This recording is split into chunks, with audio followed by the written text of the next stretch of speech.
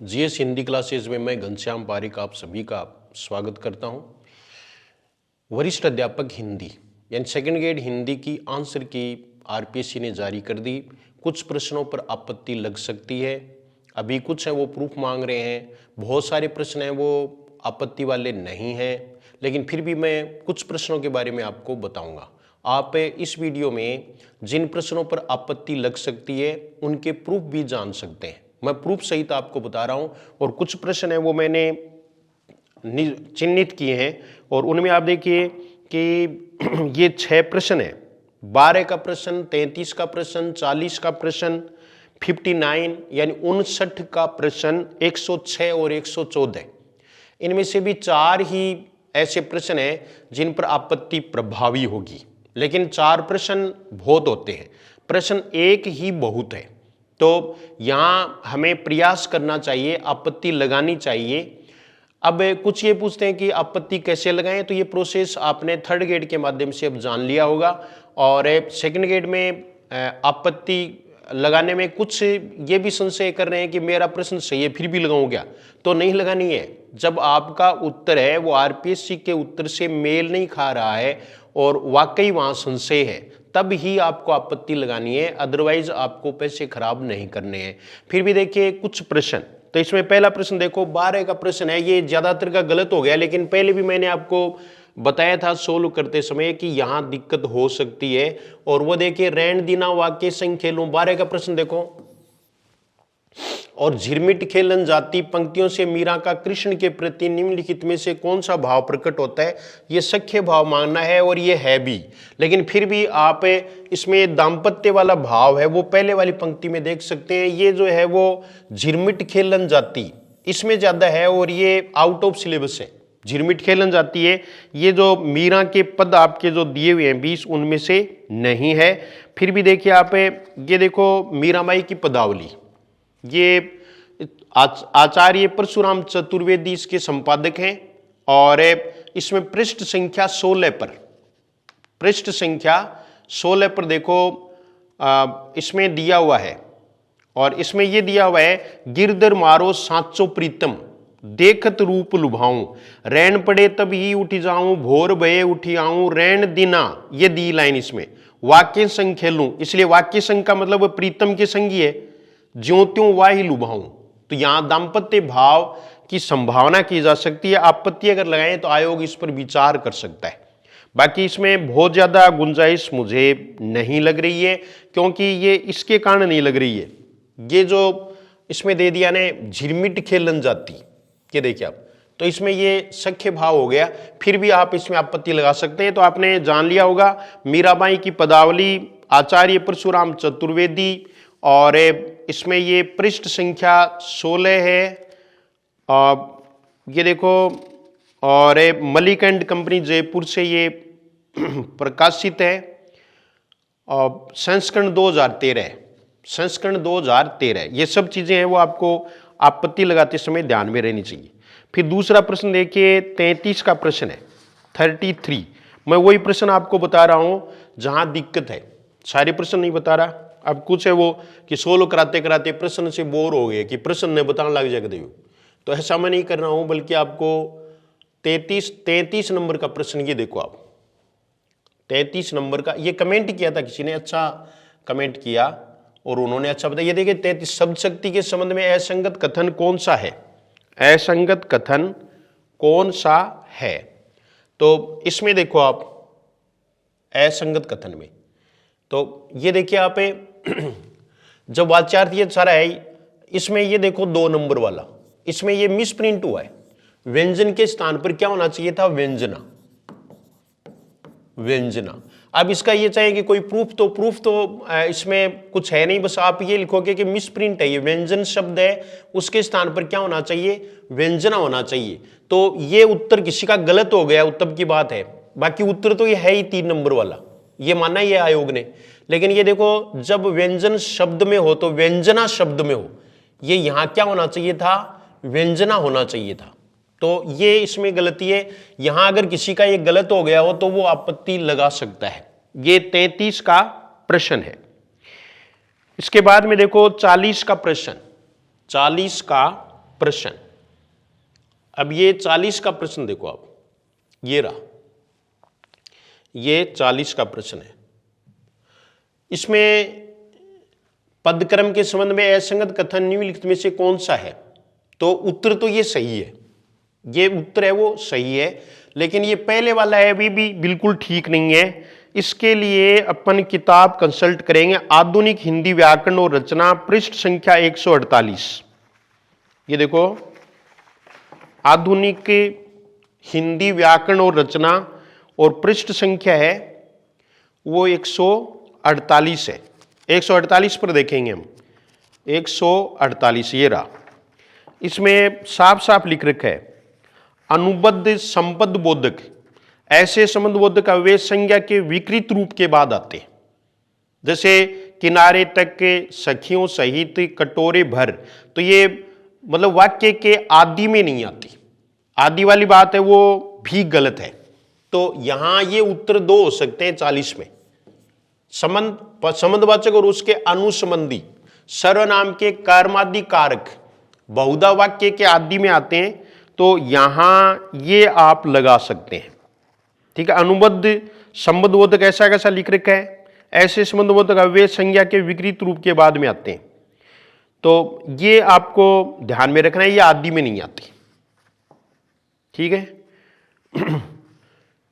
तो यहां भी आप आपत्ति दर्ज करा सकते हैं। ये आधुनिक हिंदी व्याकरण और रचना, वासुदेव नंदन प्रसाद, जो काफी चर्चित रह चुकी अभी किताब है, 23वां संस्करण है, भारती भवन है वो प्रकाशक है, और पृष्ठ संख्या 148 है। अगर किसी का गलत हो गया हो तो वो इसमें आपत्ति दर्ज करा सकते हैं। इसके बाद में देखो प्रश्न संख्या 59 देखो, ये 59 है। यहां गुंजाइश बहुत कम है, क्योंकि अपन प्रूफ देंगे तो ये प्रूव हो जाएगा किसी का, लेकिन फिर भी अगर आप चाहें तो देखो मैं आपको बता जरूर सकता हूं, बाकी ज्यादा चक्कर में मत पड़ना इस प्रश्न के, क्योंकि ये कुरुक्षेत्र मेरे पास है, दिनकर का कुरुक्षेत्र, और इसमें कुरुक्षेत्र में ये पृष्ठ संख्या 6 है, पृष्ठ संख्या है वो 6 पृष्ठ संख्या है, और इसमें देखो सत्य नहीं कहा है, तो यहां लगाना मेरी समझ में कोई ज्यादा बुद्धिमानी नहीं है। ये देखो, नर का बाया रक्त है भगवान मैंने क्या किया, इससे पहले दे रखा है अनिवार्य सत्य आघात की, तो ये सत्य आघात यानी सत्य आघात की है। बस यहां एक ही चीज आप कर सकते हो कि सत्य न होकर के किताब में है वो सत्य आघात है, तो ये आपको मैंने बता ही दिया कि ये कुरुक्षेत्र है, दिनकर का है, और इसमें राजपाल एंड सन्स इसके प्रकाशक हैं, और संस्करण 2011 है, संस्करण 2011, पृष्ठ संख्या 6, पृष्ठ संख्या 6 है। तो यहां सत्य आघात वाला कोई करें तो आप यहां आपत्ति दर्ज करा सकते हैं, बाकी युधिष्ठिर का नहीं है। इसके बाद में देखो ये प्रश्न संख्या 106 है, ये डिलीट हो गई 106 वाला। इसके मैं आपको 2 प्रूफ उपलब्ध करवा रहा हूं। एक तो है आधुनिक हिंदी व्याकरण और रचना, पृष्ठ संख्या 197, 197 पर क्या लिखा है ये देखिए आप, 197 के पृष्ठ संख्या पर लिखा हुआ है, और ये उदाहरण है शीतोषण, ये कर्मधारय तत्पुरुष का समास है, कर्मधारय तत्पुरुष का उदाहरण है। ये देखिए आप, हमारा प्रश्न है वो क्या है कि 106 का प्रश्न देखो, 106,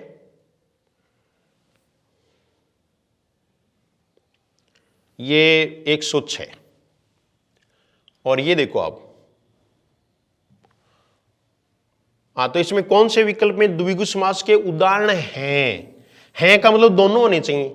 मान लीजिए हम इकतारा को मान भी लें, द्विगु समास का उदाहरण मान लें, तो शीतोष्ण तो नहीं है ना, शीतोष्ण है वो तो है ही नहीं भी। शीत और उष्ण इसमें 2 ही विकल्प हो सकते हैं, एक तो द्वंद्व और एक कर्मधारी, तो इसमें तो कर्मधारी में दिया हुआ है शीतोष्ण, ऐसा कैसा दिया हुआ है आपको मिल जाएगा पृष्ठ संख्या 197 आधुनिक हिंदी व्याकरण और रचना में। और फिर देखो आप इसके बाद में दूसरा एक प्रूफ है वो बोर्ड वाला है, नवीन हिंदी व्याकरण एवं रचना, इस पर पेज नंबर 62, पेज नंबर देखो पृष्ठ संख्या है वो 62 है। तो ये तो बोर्ड की किताब है और इसमें 62 के पृष्ठ पर ये द्वंद्व समास में शीत या उष्ण यानी द्विगु समास में कहीं नहीं है, इसलिए इस प्रश्न का डिलीट होना लगभग तय है, यहां कोई दिक्कत नहीं है, ये डिलीट हो जाएगा। तो ये 106 के बाद में देखो 114 का प्रश्न, प्रश्न संख्या 114, ये भी डिलीट हो सकता है, 114 वाला भी डिलीट हो सकता है। ये देखिए आप जिनका सही है ज्यादातर का वो कोई बात नहीं है। रामचरितमानस के बालकांड में वक्ता श्रोता के रूप में किसका उल्लेख नहीं है, तो ये बिल्कुल सही है, ये इसका उल्लेख नहीं है, उल्लेख केवल इसका है। और इसके लिए मेरे पास एक ऑथेंटिक बुक है बालकांड आलोचना मूल एवं व्याख्या, ये देखो बालकांड है और ये प्रोफेसर सत्येंद्र पारिक, इसमें ये पृष्ठ संख्या यहां आपको देखनी है, ये पृष्ठ संख्या 6 है, ये पृष्ठ संख्या 6, इसमें दे रखा है कि बालकांड की कथावस्तु का विकास निम्नलिखित 3 युग्मों के संवादों के रूप में हुआ है, शिवजी तथा पार्वती जी, काकभूषुंडी, गरुड़ जी, याज्ञवल्क्य जी और भरद्वाज जी। तो इसमें कहीं भी ये जो है ना वो नहीं है, काकभूषुंडी है लेकिन याज्ञवल्क्य इसके साथ नहीं है। और इसमें क्या लिख रखा है वक्ता और श्रोता, ये देखिए आप शिव और काकभूषुंडी, ये भी नहीं पार्वती होना चाहिए था, और काकभूषुंडी है इनके साथ में क्या होना चाहिए था गरुड़ जी होना चाहिए था, ठीक है। तो ये यहां ये प्रश्न है वो डिलीट हो सकता है, 114 वाला प्रश्न डिलीट हो सकता है। दूसरी बात ये कि हमें ये प्रूफ कहां से मिलेंगे प्रिंट आउट, तो आप जीएस हिंदी क्लासेज जो टेलीग्राम है उससे जुड़ जाएं, वहां मैं अभी यानी इसको हम डाल देंगे वहां, तो आप वहां उस पर आपत्ति में आपका वो सहयोग हो सकता है, आप आपत्ति लगा सकते हैं। तो ये देखिए आप जीएस हिंदी क्लासेज, साथ साथ में इसको सब्सक्राइब भी कर लो, कोई भी इस तरह की बात होती है तो आपको हिंदी से संबंधित पूरी सूचना है वो इसमें दी जा सकती है, तो ये आपको याद रखना है। फिर ये देखिए आप कुछ प्रश्न है ना वो इसमें आगे भाषा वाला और है, तो इसका कोई सबूत नहीं है, भाषा एक प्रकार का विषय क्रियात्मकता प्रधान, तो ये चाहे बाद में सूचनात्मकता प्रधान होगा लेकिन फिर भी क्रियात्मकता ही ये मानेंगे, यहां अगर कोई सबूत होगा तो आपको दे देंगे, बाकी अब तक के मुझे नहीं मिला। ये कुछ प्रश्न थे। तो जीएस हिंदी क्लासेज जो ऐप है वो भी आप डाउनलोड करके first grade, second grade, third grade, SI जो भी है वो कोर्सेज आप ले सकते हैं, डेमो क्लासेज उसमें देख लें, उसके बाद में आपके जजे तोल लो, ठीक है। लोगों के कमेंट्स देख लो कि भाई पढ़ाई कैसी हो रही है, या अभी जो परीक्षाएं हुई हैं उनमें क्या कुछ कितना टेस्ट सीरीज में से या इसमें से कितना कुछ आया है, तो वो सब आप देख सकते हैं, और देख करके परख करके जान करके फिर ही आप पढ़ाई का मानस बनाएं। तो ये आपत्ति लगने वाले प्रश्न थे वरिष्ठ अध्यापक हिंदी, हाल ही में जो परीक्षा हुई है और उसके आंसर की जारी हुई है उसमें ये खामियां हैं। तो यहाँ मुझे ऐसा लग रहा है कि 3-4 प्रश्नों में आपत्ति हमारी प्रभावी हो सकती है और उससे मेरिट पर भी प्रभाव पड़ सकता है, थोड़ा प्रभाव पड़ेगा। उत्तरों के मानने से प्रभाव ये पड़ता है कि ज़्यादातर जो उत्तर मान करके आए हैं, जैसे मान लीजिए ये सख्य भाव वाला है, ठीक है ना, तो ये कोई बिरला ही है वो करके आया है, और करके वो आया है जिसके बहुत ज़्यादा अंक, जैसे मेरे पास 2-4 फ़ोन आए तो वहाँ ऐसा लग रहा है कि वो बहुत ज़्यादा कॉम्पिटिशन में नहीं है। अगर वो कंपटीशन में हैं और करके आए हैं तो ये अच्छी बात है, उनको बेनिफिट मिलेगा। लेकिन अगर ऐसे प्रश्न डिलीट होते हैं या इनके उत्तर दूसरे मान लिए जाते हैं, वहाँ मेरिट प्रभावित होती है। तो ये आपत्ति वाले प्रश्न प्रूफ सहित आपको बता दिए हैं। धन्यवाद।